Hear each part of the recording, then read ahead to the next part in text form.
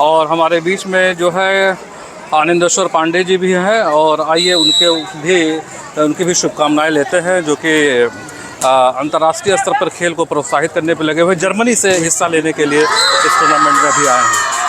सर्वप्रथम तो मैं जागृति क्लब को धन्यवाद देता हूँ, और जैसा कि अभी सिंह साहब ने कहा कि जब आप यहाँ पर कस्टम सुपरिटेंडेंट थे उस समय इन्होंने प्रोत्साहित किया, तो मैं अब चाहता हूँ कि आपने तो 2012 से किया। हाँ, इसके बाद मैं 78 से खेलों से जुड़ा हूँ, और तब से मैंने देखा है कि जो पुलिस, कस्टम और IAS अधिकारी, ये तीनों शुरू में खेलों को प्रोत्साहित करने में, ज़िले में खेल कूद को एक नया आयाम देने के लिए, बढ़ावा देने के लिए जो लोग अच्छे काम करते थे, प्रोत्साहित करते थे।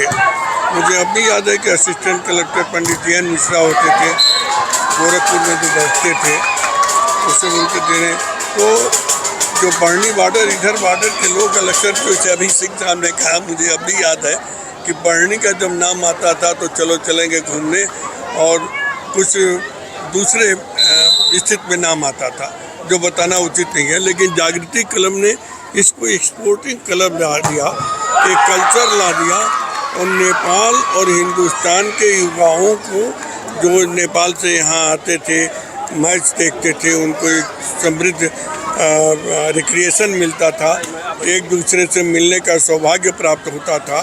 तो जो ये फेस्टिवल और ये जो आपने सही कहा कि स्पोर्ट्स होते हैं, ये एक दूसरे को मिलाने का काम करता है।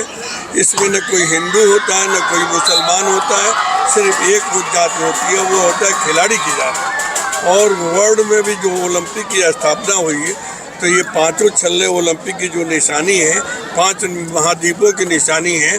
5 महाद्वीपों में विभिन्न रंग भेद के लोग रहते हैं, लेकिन वे जब ओलंपिक में खेलते हैं तो सब एक होते हैं। ओलंपिक विलेज में सब आते हैं, हर 204 कंट्री के लोग आते हैं। मैं ओलंपिक विलेज में 2 बार रहा, मैं 6 ओलंपिक में भी देखा, Sydney Olympic, Athens Olympic, Beijing Olympic, London Olympic, Rio Olympic और टोक्यो ओलंपिक। तो मैंने हर जगह ये पाया है कि जो मेन भावना होती है, वो मेन भावना ये होती है कि स्पोर्ट्स से कैसे एक दूसरे कंट्री के लोगों को जोड़ें।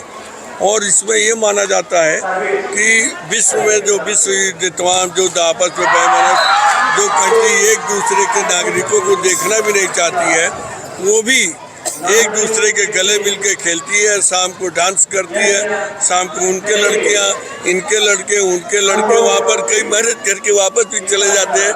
तो शाम का वहाँ नज़ारा ही कुछ अद्भुत होता है। तो इसी तरह हर क्लब का हर जगह जहाँ स्पोर्ट्स होता है वो नए लोगों को जोड़ती है, नए आम जोड़ता है।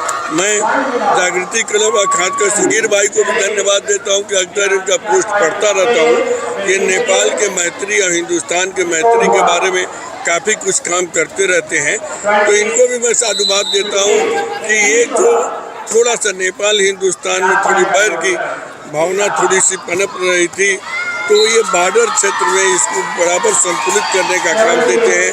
तो एक तरह से ये न सामाजिक और हर तरह के फील्डों में काम करते हैं खेल के माध्यम से। उम्मीद करता हूँ कि सब लोग जोड़ेंगे। मुझे ये